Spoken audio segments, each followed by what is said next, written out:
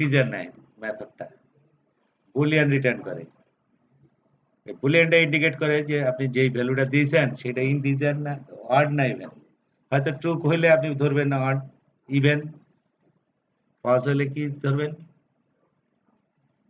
আর তাহলে আমার দিকে খেয়াল করেন, এখানে এই কাজটা করি, তাই তো? স্ট্যাটিকতে আমরা এমনি দিই, কি রিটার্ন করে? কি, কোথায় ইন্টিজার রিটার্ন করে?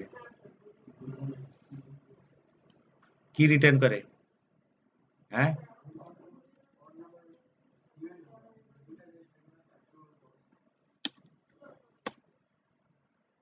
তাই তো? শিওর? তাহলে কি রিটার্ন করে কি বল, তাই না? আমি মেথডের নাম দিলাম কি, ইজ ইভেন। ঠিক আছে, আইএনটি এন। তে মেথডটা কি, খেয়াল করেন, ইফ n%2 equal to 0, মানে কি এটা ইভেন না? হ্যাঁ, রিটার্ন ট্রু, এলস কি নিশ্চয়ই ফলস। এই তো। আচ্ছা, এই দুইটার বদলে যদি আমি এইটা রিটার্ন করি, রিটার্ন n%2 0, একই কথা হইলো না? 2 দিয়ে ভাগ দিয়ে দেখবে 0 সমান কিনা, তো ট্রু অথবা ফলস তো একটা আসবেই। ট্রু হইলে কি এটা ইভেন, না হইলে ফলস। তাহলে করে দেখি।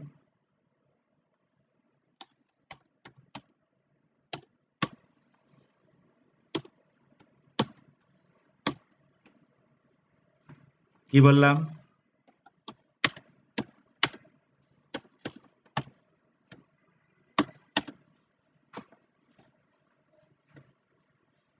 এখানে একটা কিছু আসবে, তো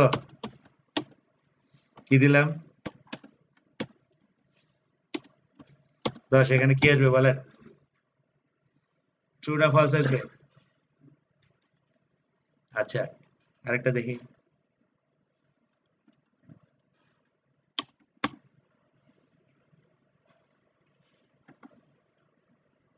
এটা কি আসবে বলেন?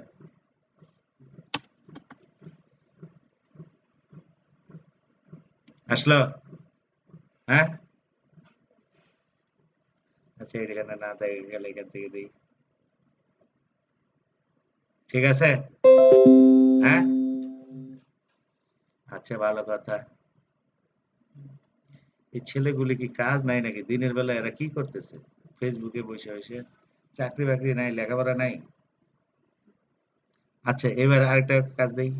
হ্যাঁ,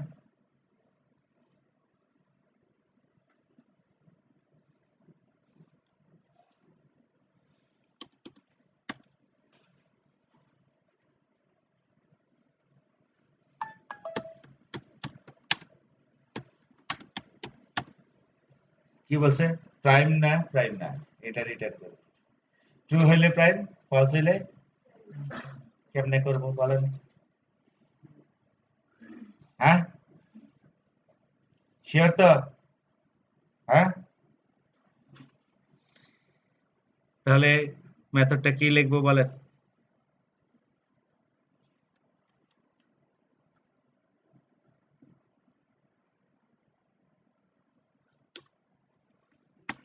আচ্ছা, এটা একটা ওপর কাজ ছিল, তাই না?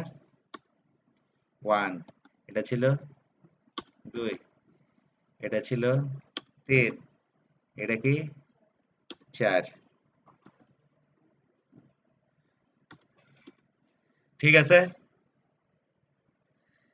তাহলে মেথডটা কি আগের মতো কি রিটার্ন করে? গোল রিটার্ন করে। ঠিক আছে, ইজ কি দিলাম, প্রাইম। প্রাইম সংখ্যা কেমনে শেষ করে টেস্ট করে বলেন? কি করব? 2 থেকে যাব, তাই না? 2 থেকে সংখ্যার 1 পর্যন্ত যাব, তাই তো? আচ্ছা, আগে আগে 2 দিয়ে ভাগ করে দেখব, ভাগ গেলে প্রাইম না, না গেলে 3 দিয়ে দেখব, 4 দিয়ে দেখব, 5 দিয়ে দেখব। সংখ্যাটা যত সংখ্যা দিয়ে তো ভাগ যাবে তার 1 পর্যন্ত। আমি দিলাম 5, 2 দিয়ে ভাগ করব, 3 দিয়ে ভাগ করব, 4 দিয়ে ভাগ করব। একটা দিয়েও ভাগ না গেলে কি হবে? প্রাইম না। তাহলে কত দিয়ে শুরু করব? i ইকুয়াল টু কত? 2 থেকে শুরু করব, তাই না? তারপর লেস দেন n, তাই না? 1 কম হবে না? মাইনাস মাইনাস তো না, প্লাস প্লাস। 1 করে বাড়বে না, 2 এর পর 3 যাবে না? লেস দেন দিব না ইকুয়াল টু দিব? ইকুয়াল দিব? তো ওই সংখ্যা দিয়ে তো ভাগ যাবে, তার থেকে 1 কম পর্যন্ত থাকতে হবে না? লেস দেন থাকতে হবে। তারপর কি করব? সংখ্যাটাকে কি দিয়ে ভাগ করব বলেন? ভাগ দিব i দিয়া। যদি কি থাকে? শূন্য অবশিষ্ট থাকে, মানে কি ভাগ গেছে, তাই না? তাহলে কি এটা নিশ্চয়ই প্রাইম না, তাই না? তাই তো? আর কোনো কাজ করার দরকার আছে? হ্যাঁ, আর কোনো কাজ করার দরকার আছে? আমি যদি বলি রিটার্ন, মানে ভাগ গেছে, মানে কি রিটার্ন ফলস, তাই তো? আচ্ছা, পুরোটা দিয়ে ভাগ গেল না, তাহলে কি নিচে আসবে না? হ্যাঁ, তখন আমি নিশ্চয়ই ধরে নেব কি একটা দিয়ে ভাগ গেলে কি ট্রু না? অর্থাৎ অবশ্যই এটা প্রাইম, তাই তো? আচ্ছা, রিটার্ন করার পর কোনো কাজ করে না, যখন রিটার্ন করবে এই লুপ আর চলবে না, চলবে? শিওর তো? তার মানে কি 2 থেকে যাব, সংখ্যার 1 পর্যন্ত যাব, কম পর্যন্ত। তবে রুল বলে কি সংখ্যার 1 কম পর্যন্ত যাওয়ার দরকার নেই, সংখ্যার অর্ধেক পর্যন্ত যান। আপনি 13 চেক করতেছেন, অর্ধেক কত? 6 না? মানে 6.5, 6 পর্যন্ত যান, 6 পর্যন্ত ভাগ না গেলে আর যাবে না। তাহলে কি এত কষ্ট করে তো লাভ নাই, কি করব? 2 দিয়ে ভাগ দিব।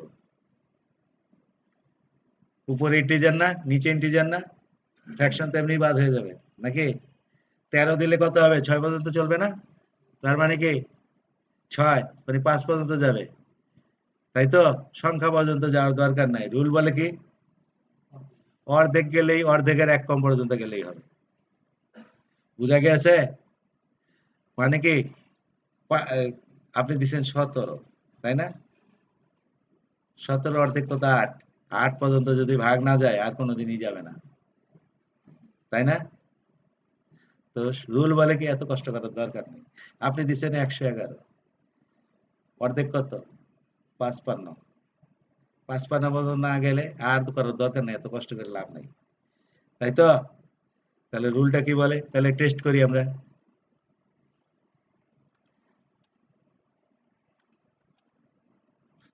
আচ্ছা, 13 ইজ প্রাইম। 13 তো অবশ্যই প্রাইম, তাই না? তাহলে কি আসবে? ট্রু আসবে না? আচ্ছা, আরেকটা করি। 111 কত আসবে বলেন?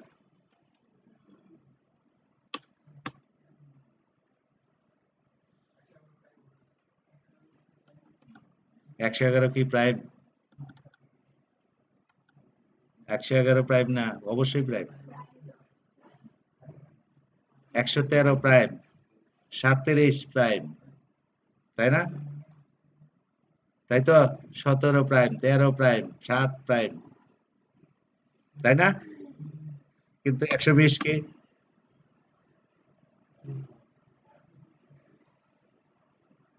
আচ্ছা, 121 কি প্রাইম কিনা দেখি। এটা প্রাইম না। তাহলে দেখি 3টা করতে পারে কিনা। তাহলে দেখি।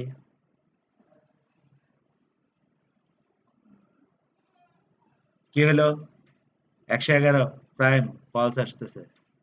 তার মানে কিছু দিয়ে ভাগ যায়, তাই না? কত দিয়ে ভাগ যায়? কত দিয়ে ভাগ যায়? 13 প্রাইম ঠিক আসছে, 121 প্রাইম ঠিক আছে। আচ্ছা, 17 করে দেখি তো।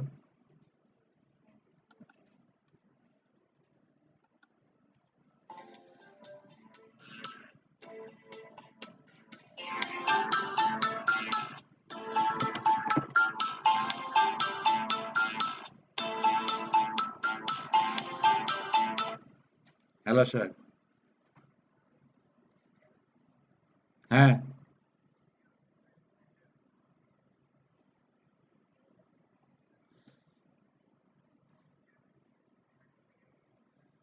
আচ্ছা আপনি কি বলেন, কেউ আছে? আমাকে তো ফোন করার কথা। ফোন করলেই তো দিয়ে দেওয়ার কথা। ওই যে ওখানে আমার ফোন দিতে বলেন, তাইলেই তো আমি বলে দিই। যে বলেন। হ্যাঁ, বিআরএল লেখলে কোনো সমস্যা নাই। আমি কত দিছি এরকম। নাহলে আমার ফোন দিবে ওরা। আমি ফোনে আছি, কোনো সমস্যা নেই। টাকাও আছে।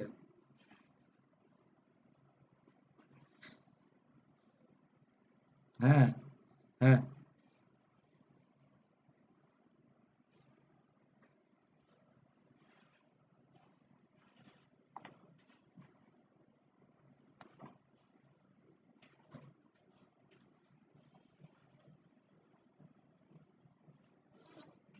চেকের মধ্যে আমি লিখছি বিআরআর। এটা কোনো সমস্যা আছে? হ্যাঁ? মানে কি বিআরআর মানে কি যে বহন করতেছে, তাই না? তার নাম জান আর আমার দরকার আছে? তো এটা দিতে অসুবিধা কি? ও আমার ফোন দিলেই পারে। থাপ্পড় দিয়ে দাঁত ফালাই দেওয়া দরকার ওদের।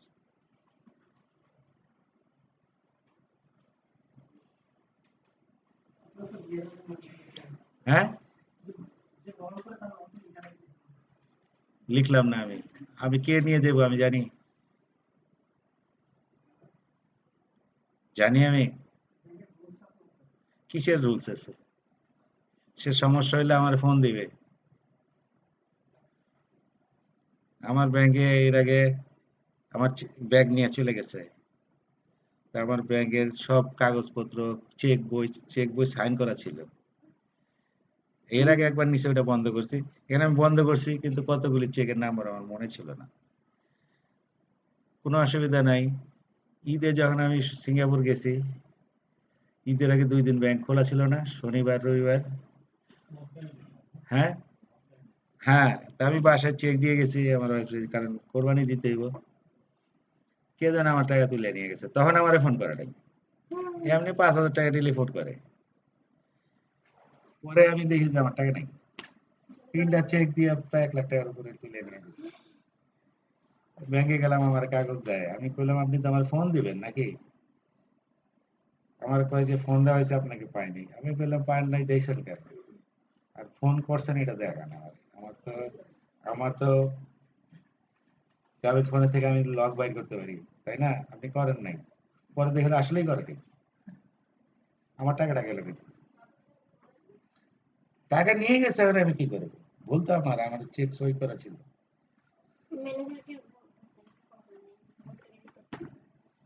এখন সমস্যাটা হইতেছে, আমার তো ঘুরার সময় নাই।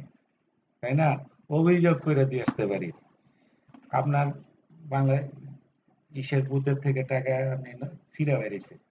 ঠিক আছে? যদি ছিঁড়ে বেড়ে বদলায় দেয় যে কোনো ব্যাংক। এমন কি যদি কিছু আছে যে নাম্বারই নাই একটা, তখন কিন্তু ওরা বদলায় দেয় না। তখন আপনার জমা দিতে হইব। এটা থার্ড পার্টি দেয়। টিবিবিএল ব্যাংক কিন্তু এটাতে জমা দেয় না। আরেক কোম্পানির সাথে চুক্তি, ওরা টাকা জমা দেয়, ওরা এটিএম করে। ঠিক আছে? ওরা ব্যাংক কি করে, ৬ মাস পর পর হয়তো আরে ১০০ কোটি টাকা দিয়ে দিল। বছর শেষে হিসাব হবে, ওই থার্ড পার্টি কিন্তু এটা এখন পাবে না, বদলায় দেওয়ার টাকাটা। ব্যাংক দিয়ে দিল, এটা ১ বছর পর আমার নিয়ে লাভ আছে? পরে আমি ঝগড়া করে, এই কোম্পানি যেহেতু বড় কোম্পানি, এই কোম্পানির বেতন যায়, এই কারণে ম্যানেজার আমার পার্সোনালি দিয়ে দিছে, নাহলে আমি টাকা পাইতাম না। আর টাকা না নিয়ে তো আমি আসবো না, দিতে তাকে হবেই। মানে আশ্চর্য এক কথা, ব্যাংক থেকে ছিঁড়ে টাকা পাইতেছে, কদিন আগে টাকা পাইতেছে উল্টা দিকে পুরা কালি।